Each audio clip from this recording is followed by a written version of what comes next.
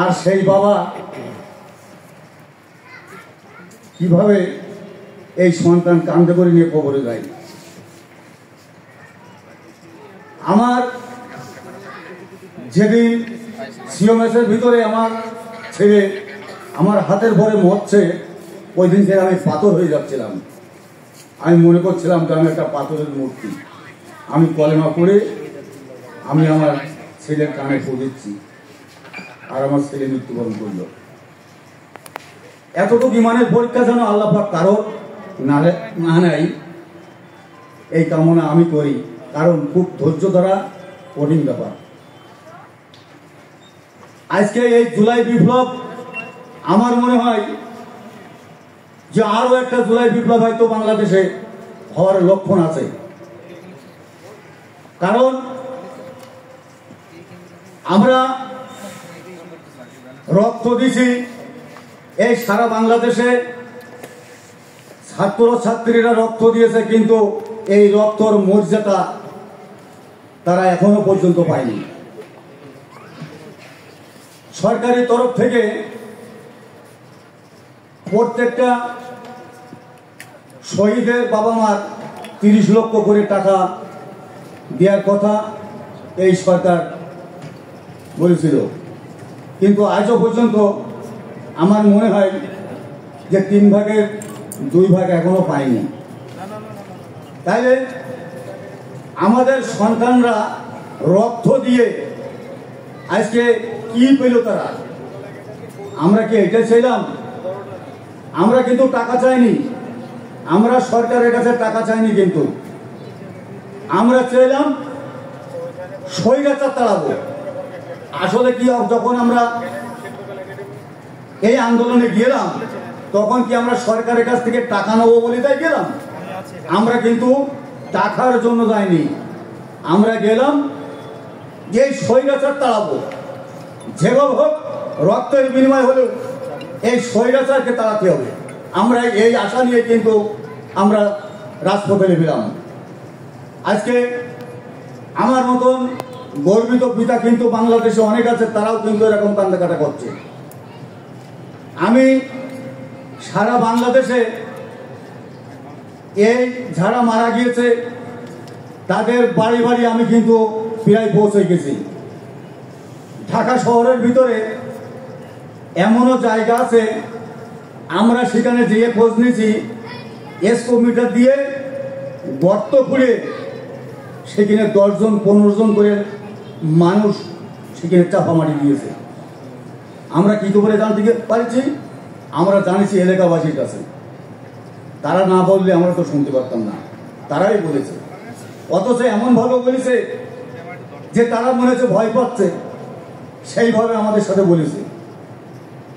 আজকে এই জুলাই বিপ্লব, এইটা কি আমরা এই সরকারের কাছ থেকে টাকা নেবো বলে এই জুলাই বিপ্লব করিলাম?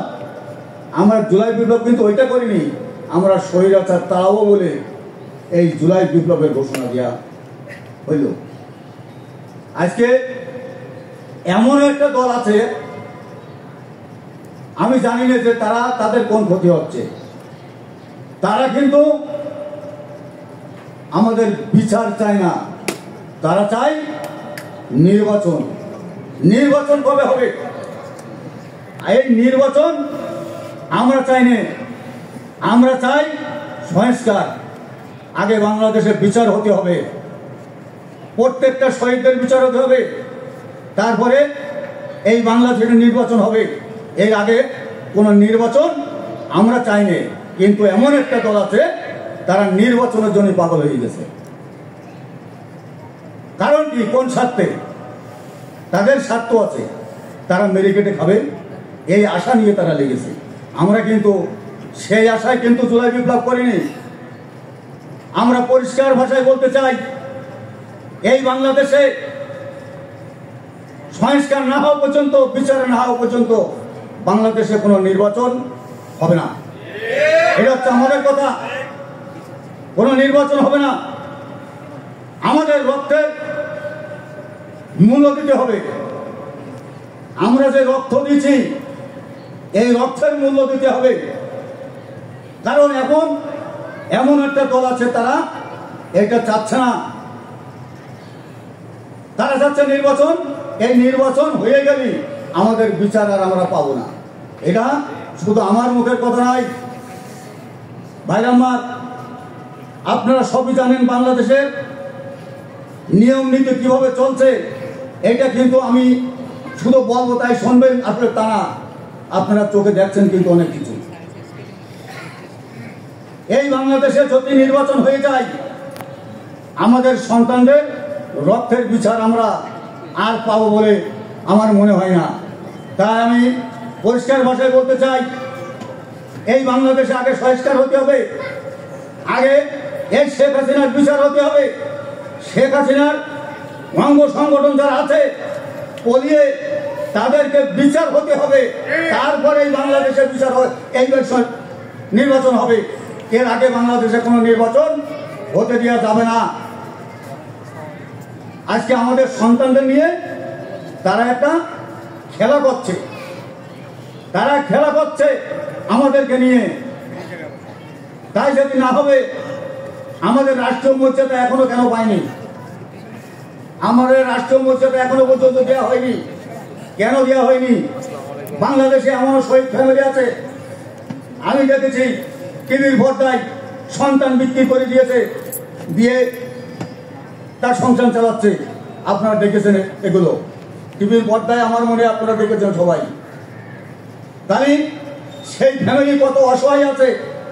আজকে ডাক্তার ইনুস এই 30 লক্ষ টাকা যে দিদি চেয়ে এখনো পর্যন্ত মানুষ পায়নি, এর কারণটা কি?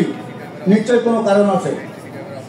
আমার যশোরবাসী যারা জাবেরে আগুনে পুড়ে মারা গেছে, এরাও শহীদ হয়েছে। কারণ আগুনে পুড়ে মারা যাওয়া কিন্তু শহীদ, তাদের কিন্তু এখনো পর্যন্ত এই যশোরবাসী নিয়ে তারা ভলি খেলা শুরু করেছে। তাদের যাচাই বাছাই হচ্ছে। কিসের যাচাই বাছাই হবে? তারা কি আন্দোলন করে আগুনে পুড়ে মরেনি? তারাও তো আন্দোলন করে আগুনে পুড়ে মরেছে। তাই তারা কেন এই গ্যাজেট থেকে বাদ হয়ে যাবে? আমি সচিবালয় কয়েকবার গেছি। আমার কিন্তু আমি এই যশোরের যারা জাবেরে আগুনে পুড়ে মারা গেছে এদের নিয়ে অনেকবার আমি সচিবালয় এই জিনিসটা নিয়ে আমি তলব করেছি। তারা বারবারই বলছে যে যশোরে যারা আগুনে পুড়ে মারা গেছে তাদের যাচাই বাছাই চলছে, তাদের যাচাই বাছাই না হওয়া পর্যন্ত তারা এই টাকা পাবে না। কারণটা কি? তাদের বাপ মা তো হাই করে বেড়াচ্ছে সন্তানের জন্য।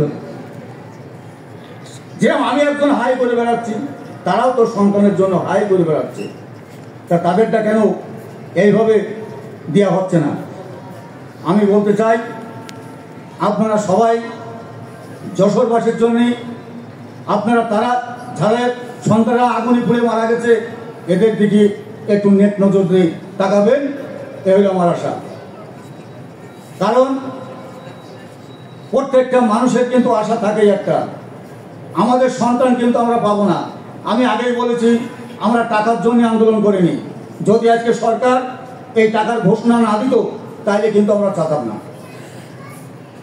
কারণ যদি না দিত সরকারি টাকা, আমাদের কোনো কিছু যাইস তো আমরা কি বলতাম যে আমাদের টাকা দাও, যে আমরা আমার সন্তান বিক্রি করে দিতাম? আসলে কিন্তু তা করতাম না। আজকে সরকার ঘোষণা দিয়েছে বিদায় আমরা কিন্তু এটা চাচ্ছি, ঘোষণা না দিলে চাতাম না। তাই আমি বেশি কিছু বলতে চাইনি। আরো একটা কথা বলতে চাই যে আমরা বাংলাদেশে যত শহীদ ফ্যামিলি আছি, যদি এই সরকার আমাদের রাষ্ট্রীয় মর্যাদা না দেয়, আবার রাজপথে রক্ত দেবো আমরা প্রস্তুত হয়ে আছি। আমরা কালকে কিন্তু চীন মন্ত্রীর ভিতরে আমরা সমাবেশ করে আসছি, আমি ছিলাম সেই অনুষ্ঠানে।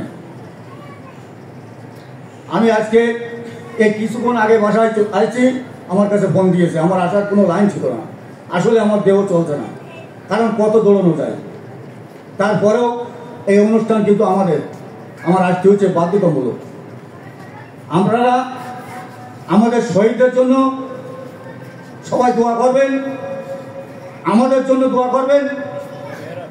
আমরা যেন আল্লাহ পাক আমাদের ধৈর্য ধারণ করার তৌফিক দান করে এবং আমাদের শহীদদের জন্য সারা বাংলাদেশের মানুষের কাছে আমরা দোয়া প্রার্থনা করছি, তারা যেন আমাদের সন্তানদের জন্য দোয়া করে। এই হচ্ছে আমার মূল কামনা। আপনারা ভালো থাকবেন। এই অনুষ্ঠান আমার দিয়ে উদ্বোধন করা হয়েছে, আমি উদ্বোধন করে গেলাম। আপনারা সবাই ভালো থাকবেন, সুস্থ থাকবেন এবং আমাদের জন্য একটু দোয়া করবেন। আসসালামু আলাইকুম ওয়া রাহমাতুল্লাহি ওয়া বারাকাতুহু।